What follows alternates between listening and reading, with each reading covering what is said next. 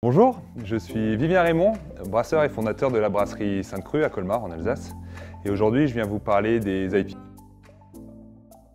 Les petites histoires qu'on raconte autour de l'IPA, c'est plus ou moins fondé, ça relève un peu du mythe, mais pas systématiquement. Ça vient d'Angleterre, au XVIIIe siècle. Et cette bière, donc l'India Pale Ale, était destinée à être envoyée en Inde pour les colons anglais. Donc comme le voyage jusqu'en Inde se faisait en bateau et durait plus ou moins 4 à 6 mois, pour pouvoir tenir les conditions, on mettait plus de houblon, qui est un antiseptique naturel, et plus d'alcool. Moi je vais plutôt vous parler de l'IPA contemporaine. Donc l'origine contemporaine vient des États-Unis dans les années 80 et ça a été permis par des nouvelles variétés de houblon.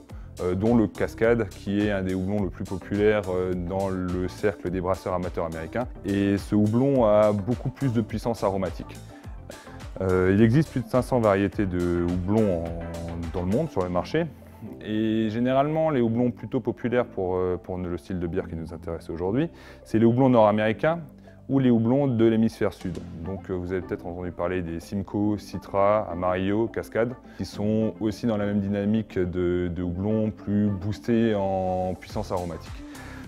L'IPA actuelle, c'est plus l'IPA du XVIIIe siècle, c'est-à-dire qu'on n'est pas sur quelque chose de franchement amer et fort en alcool.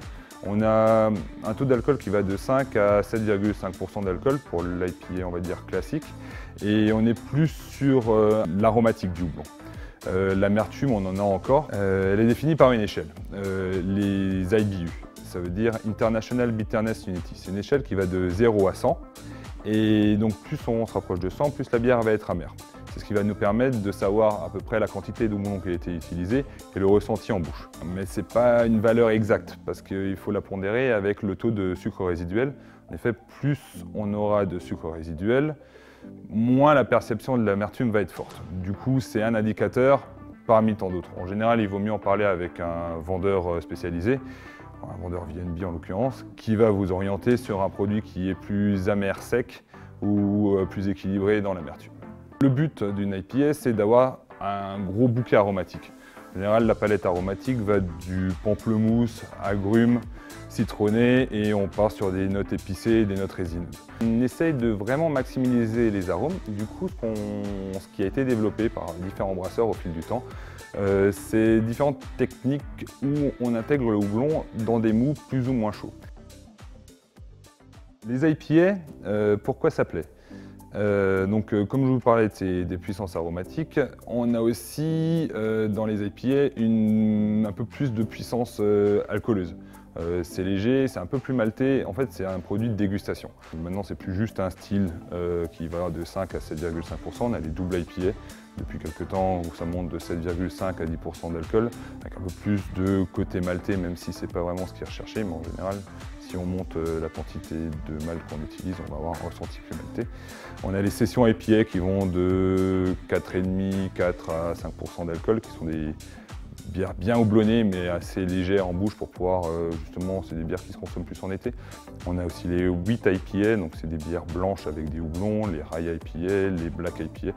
En fait, on ne peut pas vraiment dire que l'IPA ce soit un style, on va dire que c'est maintenant une grande famille. On peut prendre toutes les bières existantes et les booster au houblon.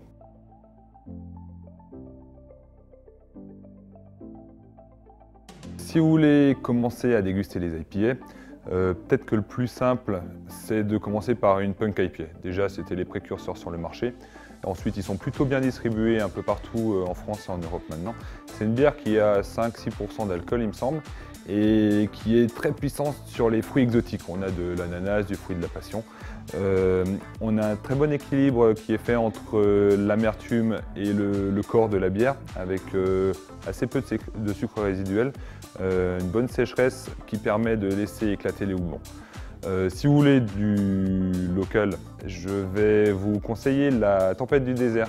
C'est une IPA qui est à peu près dans les mêmes ordres de grandeur en alcool, donc on est à 5,5%.